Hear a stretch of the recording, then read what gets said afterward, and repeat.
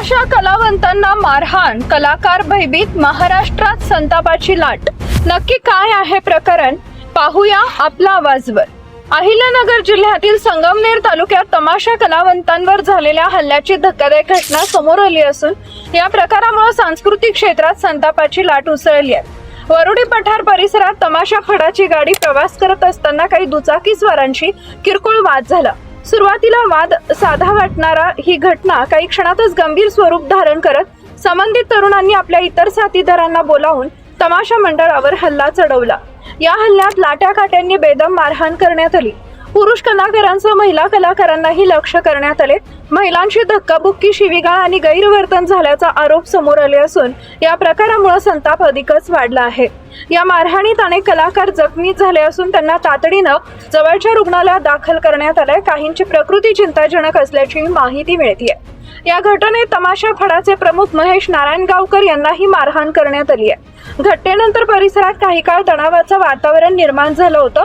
स्थानिक नागरिकांनी हस्तक्षेप करत परिस्थिती नियंत्रणात आणण्याचा प्रयत्न केला।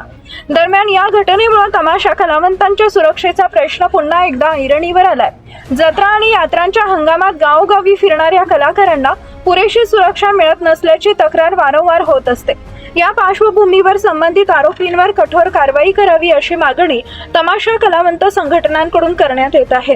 पोलीस ठाण्यात गुन्हा दाखल करण्याची प्रक्रिया सुरू असून आरोपींचा शोध घेतला जातोय। या घटनेची सखोल चौकशी करून दोषींवर कडक कारवाई केली जाईल असं आश्वासन पोलिसांकडून देण्यात आलंय। मी विटाबाईची नात बोलते स्वतः, फक्त एवढं सांगते की ह्या ज्या मुलींवर अन्याय अत्याचार झाला त्यांना न्याय भेटलाच पाहिजे। आम्हाला कायद्याची भाषा ती वाट बघायला टाइम नाही, समजलं का? जो तो त्याच्या पोटासाठी आलाय, अरे लाज वाटायला पाहिजे। ना मर्द आहेत का ना मर्द, आया बहिणी घरात आहेत, ज्या आईला हे जर एखाद्या मोठ्या माणसाच्या पैशावालीच्या मुलीवर घडलं असतं तर अजिबात आम्ही सहन करणार नाही। आणि आम्ही तुम्हाला सगळ्यांना सांगतो, ते कायद्याने कायदा कधी करायचा तेव्हा करा। आम्हाला न्याय हा 2च दिवसात पाहिजे। ज्यांनी ज्यांनी केलेले ना अन्याय अत्याचार ती मुलं 2च दिवसामध्ये आमच्या समोर पाहिजे। नाही तर 2 कार्यक्रम जरी आमचे झाले तर 4-5 दिवस आम्ही आमचा कार्यक्रम बंद ठेवून या गोष्टीला काय करायचं ते आमचं आम्ही करू। मग न्यूज साठी संदीप जठार, गोंदवले।